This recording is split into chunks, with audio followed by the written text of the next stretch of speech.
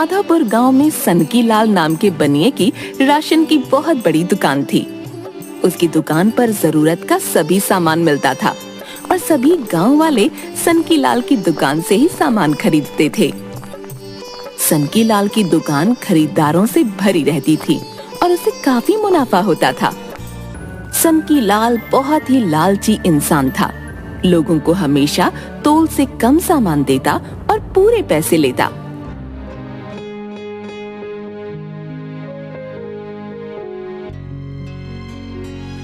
एक दिन बंसी सनकीलाल की दुकान पर कुछ सामान लेने आया। भैया मुझे 5 किलो आटा और 1 किलो चावल दे दो। हाँ हाँ, आराम से बैठो, अभी तोल देता हूँ। है सनकीलाल अपने नौकर टिंडे को आवाज देता है। अरे टिंडे, जल्दी से 5 किलो आटा और 1 किलो चावल तोल दे। जी मालिक, अभी लेकर आया।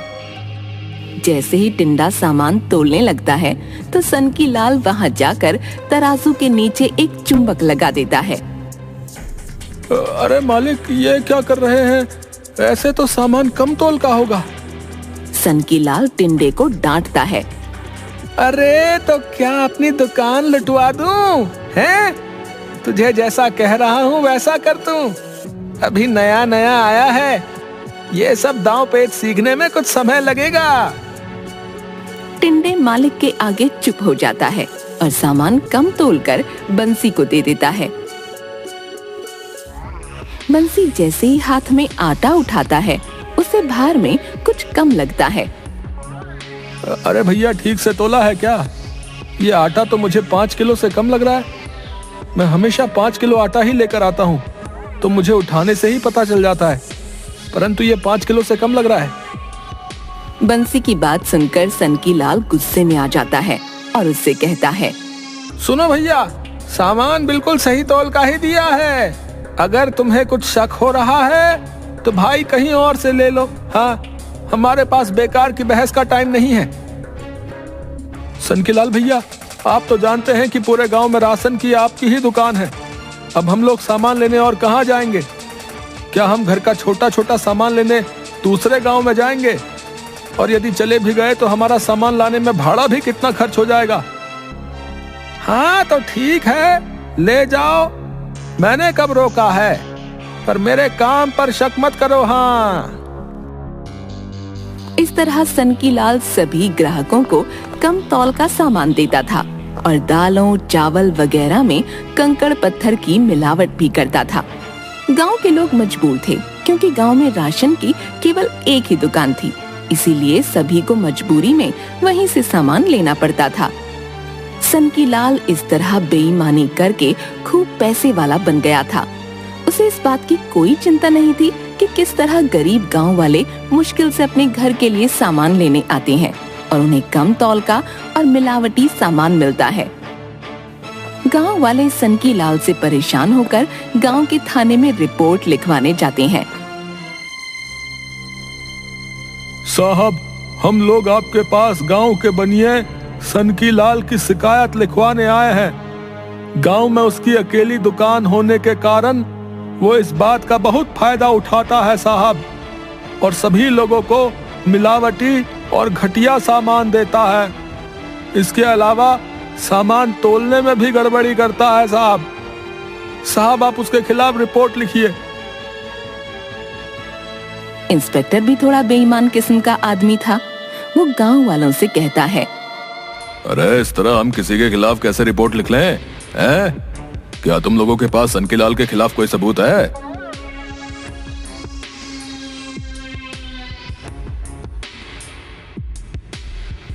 सबूत तो नहीं है हमारे पास, लेकिन वो बेईमानी तो कर रहा है ना। अरे आपके कहने से क्या मैं जाकर उसको गिरफ्तार कर लूं? बिना सबूत के कोई काम नहीं होता। चलो जाओ यहाँ से।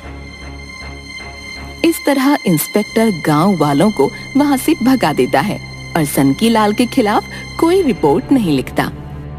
गांव वाले निराश होकर वापस लौट जाते हैं। कुछ दिन बीत जाने के बाद इंस्पेक्टर की बीवी सनकीलाल की दुकान से कुछ राशन मंगवाती है। सनकीलाल की दुकान के सामान में मिलावट होने के कारण इंस्पेक्टर की बेटी की तबीयत अचानक खराब हो गई। इंस्पेक्टर की बीवी अपने पति से बोली, सुनिए, हमारी बेटी मीनू की तबीयत बहुत खराब हो गई है। उसे लगातार उल्टियां हो रही हैं। हमें उसे तुरंत अस्पताल ले जाना होगा। आप जल्दी से गाड़ी लेकर घर आ जाइए। इंस्पेक्टर भागता हुआ घर पहुंचा और अपनी बेटी को लेकर अस्पताल गया। अस्पताल में डॉक्टर ने उसे बताया, देखिए, आपकी बेटी को फूड पॉइजनिंग हुई है। उसने कुछ गलत खा लिया है, जिसके कारण उसकी तबीयत इतनी खराब हो गई। इंस्पेक्टर की बीवी उसे बताती है, कल सनकीलाल की दुकान से मैंने कुछ राशन और मसाले मंगवाए थे। उन्हीं से खाना बनाने के बाद वो खाना खाने से मीनू की तबीयत अचानक खराब हुई। तुम बिल्कुल ठीक कह रही हो। इस सनकीलाल की दुकान का सभी सामान मिलावटी है। गांव वालों ने इसके बारे में मुझे शिकायत भी की थी, परंतु उस समय मैंने इस पर कोई एक्शन नहीं लिया, जिसका हर्जाना मुझे आज भुगतना पड़ा। यदि मैं गांव वालों की बात मानकर उसी समय उसके खिलाफ रिपोर्ट लिख देता तो हमें आज ये दिन न देखना पड़ता। खैर, कोई बात नहीं। अब मैं उस सनकीलाल को नहीं छोड़ूंगा। उसी गांव में रमन नामक एक व्यक्ति रहता था, जो कि वहां के विद्यालय का शिक्षक था। रमन पढ़ा लिखा व्यक्ति था, इसलिए इंस्पेक्टर ने उससे सनकीलाल के खिलाफ शिकायत दर्ज करवाने को कहा। हाँ जी रमन जी, गांव के बनिए सनकीलाल की वजह से सभी गांव वाले बहुत परेशान हैं। उसके मिलावटी सामान की वजह से न जाने कितने लोगों को नुकसान उठाना पड़ा है। मेरी बेटी की तबीयत भी उसी के मिलावटी सामान खाने की वजह से खराब हुई है। मैं चाहता हूं कि तुम गांव वालों के साथ मिलकर सनकीलाल के खिलाफ सबूत इकट्ठा करो, ताकि मैं उसे रंगे हाथों पकड़कर सजा दिलवा सकूं। अरे इंस्पेक्टर साहब, ये तो मेरा सौभाग्य होगा जो मैं समाज के लिए कुछ काम आ सकूं। मैं इसके खिलाफ थाने में रिपोर्ट दर्ज करवाकर सबूत लेकर आऊंगा। गांव के लोगों ने भी रमन को बताया, भैया आप तो पढ़े लिखे हैं, आप ही इसका कुछ हल निकालें।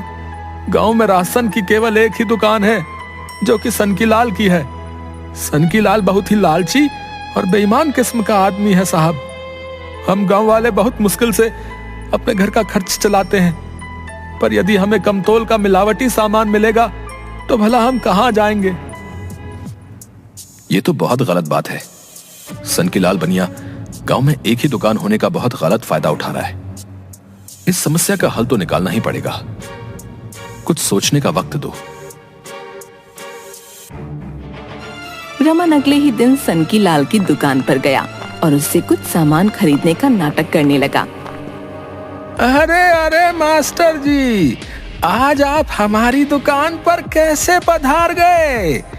आप तो अपना सामान शहर से मंगवाते हैं। हाँ, बस इस बार मैं सामान नहीं ला पाया।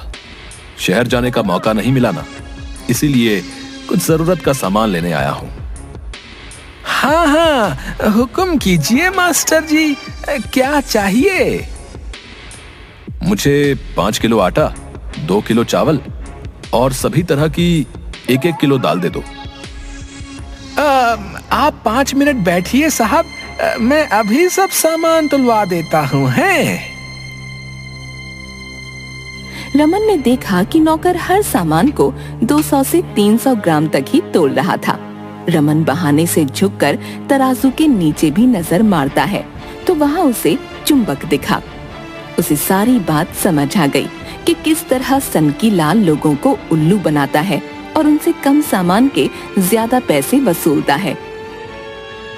वापस आकर रमन काफी देर तक सोच विचार करता रहा। आखिर उसके दिमाग में एक तरकीब आई। वो अपने एक छात्र सोहन को बुलाता है और उसे समझाता है। रमन छात्र सोहन से कहता है, देखो बेटा सोहन, मुझे तुमसे कुछ काम है। तुम तो जानते ही हो कि गांव का सनकीलाल बनिया किस तरह से लोगों को कमतौल का सामान देकर उल्लू बनाता है। हमें बस उसको सबक सिखाना है। जी मास्टर जी, आप बिल्कुल ठीक कह रहे हैं। हमें क्या करना होगा? देखो, परसों हम दोनों सनकीलाल की दुकान पर सामान लेने के बहाने जाएंगे। जब मैं उससे सामान ले रहा हूंगा तब मैं उसे अपनी बातों में लगा लूंगा। मेरे मोबाइल से सामान तोलने वाले नौकर की एक वीडियो बना लेना। ध्यान रखना, उस वीडियो में यह साफ नजर आना चाहिए कि वो किस तरह तराजू में चुंबक चिपकाकर बेईमानी करता है।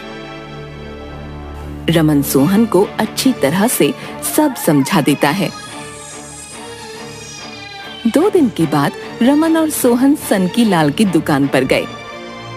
अरे मास्टर जी, कहिए, सामान कुछ कम पड़ गया क्या? अब जी, मेरे घर में कुछ मेहमान आने वाले हैं। वो लोग शायद 2-4 दिन रुकेंगे, इसीलिए मैंने सोचा कुछ राशन और ले आऊं। हाँ, ये तो बिल्कुल सही बात है। मेहमानों के सामने खाने पीने की कोई कमी नहीं होनी चाहिए। बताइए, क्या क्या सामान चाहिए? रमन सनकीलाल को अपनी बातों में लगा लेता है और सोहन चुपचाप सामान तोलने वाले नौकर का वीडियो बनाता है। सारा सामान लेकर रमन और सोहन घर वापस आ जाते हैं। रमन गांव के सरकारी अफसर को लिखित में एक शिकायत देता है, जिसमें सनकीलाल के खिलाफ सारी बातों का खुलासा था। रमन पुलिस इंस्पेक्टर को बताता है। देखिए, मोबाइल में सनकीलाल की दुकान का ये वीडियो, जिसमें साफ नजर आ रहा है कि सनकीलाल का नौकर तराजू पर चुंबक चिपकाकर कम सामान तोल रहा है। अब तो आपके पास सनकीलाल के खिलाफ पक्का सबूत है। ये आपने बहुत अच्छा किया जो इसका एक वीडियो बना लिया। हमें तो सरकार ने इसी काम के लिए रखा है कि यदि कोई भी मिलावटी सामान बेचे या तोल में गड़बड़ी करे तो हम उसे पकड़ें। मुझसे बहुत बड़ी गलती हो गई जो मैंने गांव वालों की बात को नहीं माना। इसीलिए वो लोग सनकीलाल जैसे लोगों के हाथों उल्लू बनते रहे। आपका बहुत बहुत शुक्रिया। मैं कल ही सनकीलाल की दुकान पर रेड मारने जाऊंगा। जी धन्यवाद। अगले ही दिन इंस्पेक्टर सनकीलाल की दुकान पर रेड मारने गया। हाँ भाई, सारी दुकान की अच्छे से तलाशी लो और देखो क्या क्या मिलावटी है। इसका तराजू भी चेक करो। अरे साहब, हुआ क्या है? जरा इधर अकेले में बात करते हैं ना। अच्छा, घूस खिलाओगे? अभी रिपोर्ट में एक धारा और जोड़ता हूं। नहीं साहब, वो मुंह से निकल गया। गलती हो गई, गलती। मेरी दुकान में एकदम बढ़िया सामान है। साहब जी, यहाँ तो सब मिलावटी है। चावल, दाल, आटा और ये तराजू के नीचे चुंबक भी चिपका रखा है। अच्छा, सभी मिलावटी सामान का सैंपल ले लो। सभी मिलावटी सामान का सैंपल लिया और सनकीलाल की दुकान को सील कर दिया गया। अरे, ये क्या कर रहे हैं साहब? हमने कोई बेईमानी नहीं की है। किसी ने आपको गलत शिकायत की है। तुम गांव वालों को तो बेवकूफ बना सकते हो, परंतु हमें नहीं। मेरे पास तुम्हारे खिलाफ पूरे सबूत हैं और ये मिलावटी सामान जो है ना, तुम्हारी दुकान से मिला है। अब जेल में चक्की पीसोगे तभी अकल ठिकाने आएगी। ले चलो इसे। सरकारी अफसर सनकीलाल की दुकान पर ताला लगवाकर वहां से चले गए। सनकीलाल को उसके किए की सजा मिली और उसे जेल हो गई। रमन एक ईमानदार व्यक्ति को गांव में राशन की दुकान खुलवा देता है, जिससे कि उस व्यक्ति का भी भला हो जाए और गांव वालों का भी। गांव वाले रमन का बहुत शुक्रिया अदा करते हैं। बेईमानी और गलत काम का नतीजा हमेशा बुरा ही होता है।